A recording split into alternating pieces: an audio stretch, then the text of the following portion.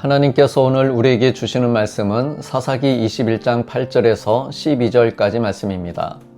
또 이르되 이스라엘 지파 중 미스바에 올라와서 여호와께 이르지 아니한 자가 누구냐 하고 본즉 야베스 길르앗에서는 한 사람도 진영에 이르러 총회에 참여하지 아니하였으니 백성을 계수할 때에 야베스 길르앗 주민이 하나도 거기 없음을 보았음이라.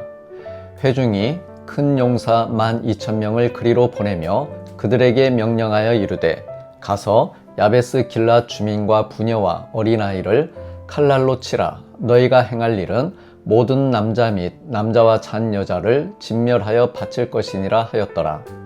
그들이 야베스 길르앗 주민 중에서 젊은 처녀 400명을 얻었으니 이는 아직 남자와 동침한 일이 없어 남자를 알지 못하는 자라. 그들을 실로 진영으로 데려오니 이곳은 가나안 땅이더라. 아멘. 할렐루야. 오늘도 하나님을 향한 믿음으로 살면서 복되고 형통한 날이 되시기를 축복합니다. 죄의 가장 무서운 점은 하나의 죄가 또 다른 죄를 낳는다는 것입니다. 거짓말을 감추기 위해 또 다른 거짓말을 하고 잘못된 선택 하나를 정당화하기 위해 더 큰 잘못을 저지릅니다. 그래서 죄는 마치 눈덩이처럼 굴러갑니다. 처음에는 손바닥만 하지만 굴러갈수록 감당할 수 없을 만큼 커집니다. 성경은 이것을 창세기에서부터 사실적으로 보여줍니다. 아담과 하와가 선악과를 먹었습니다. 그런데 그 죄 하나로 끝나지 않았습니다. 하나님 앞에서 서로 책임을 떠넘겼습니다.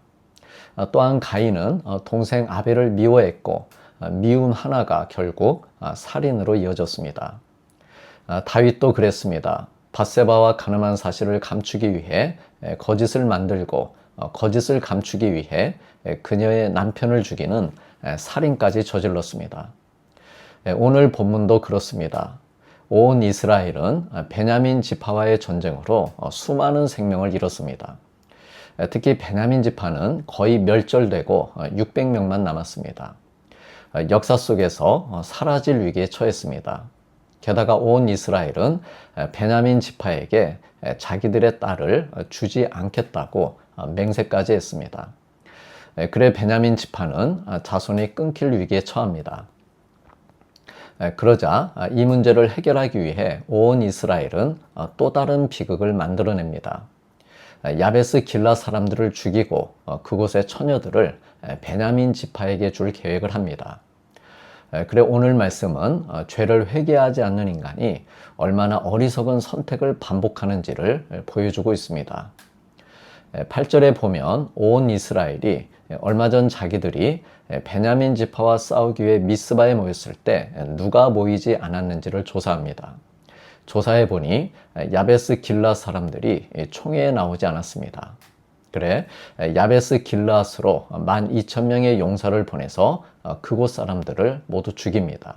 남자도 노인도 아이도 기혼 여성도 모두 죽입니다. 참으로 충격적인 장면입니다. 베냐민 지파를 살리기 위해 또 다른 성읍을 멸절시킨 것입니다. 인간의 지혜가 죄를 해결하지 못하는 이유가 여기에 있습니다. 죄는 인간의 방법으로는 절대로 해결되지 않습니다. 어쨌든 온 이스라엘은 야베스 길르앗에서 처녀 400명을 데려와 베냐민 사람들에게 줍니다. 자기들이 베냐민 지파를 무자비하게 멸절시키며 지은 죄의 책임은 지지 않고 또 다른 사람들을 희생시켜 문제를 해결하려 한 것입니다. 만일 온 이스라엘이 하나님께 하나님 저희가 베냐민 지파에게 저희의 딸을 주지 않겠다고 맹세했었는데 생각해 보니 잘못 맹세했습니다. 저희의 딸을 주어서 베냐민 지파가 유지되도록 하겠습니다. 라고 말했으면 끝날 일이었습니다. 그러나 그들은 끝까지 자기 맹세를 지키려다 학살과 납치하는 죄를 저지른 것입니다. 사랑하는 성도님들, 죄를 덮으려 하면 죄는 더 커집니다. 대신에 죄를 하나님께 가지고 나오면 은혜가 더 커집니다. 예수님의 십자가가 바로 이것을 증명해 주었습니다. 인간은 죄를 감추고 덮으려 했지만 하나님께서는 죄를 드러나게 하시고 그 죄를 독생자 예수님에게 담당시키셨습니다. 그리고 예수님께서 인류의 모든 죄를 대신 지심으로 우리에게 완전한 용서를 주셨습니다. 그러므로 혹 나의 숨겨진 죄나 연약함이 있다면 나의 또 다른 방법으로 해결하려고 하지 않고 주님 앞에 내려놓기를 원합니다. 그래, 회개를 통해 죄의 사슬을 끊고 하나님의 은혜와 회복을 경험하는 복된 우리가 되기를 소망합니다. 다 함께 기도하시겠습니다. 오늘의 말씀과 성도들을 위한 기도를 드리길 원합니다.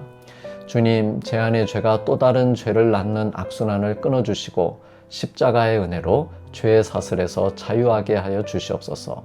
또한 죄와 상처, 실패와 낙심 가운데 있는 성도들을 붙들어 주시고 십자가의 사랑과 용서로 회복되어 다시 일어서는 복된 삶을 살게 하여 주옵소서.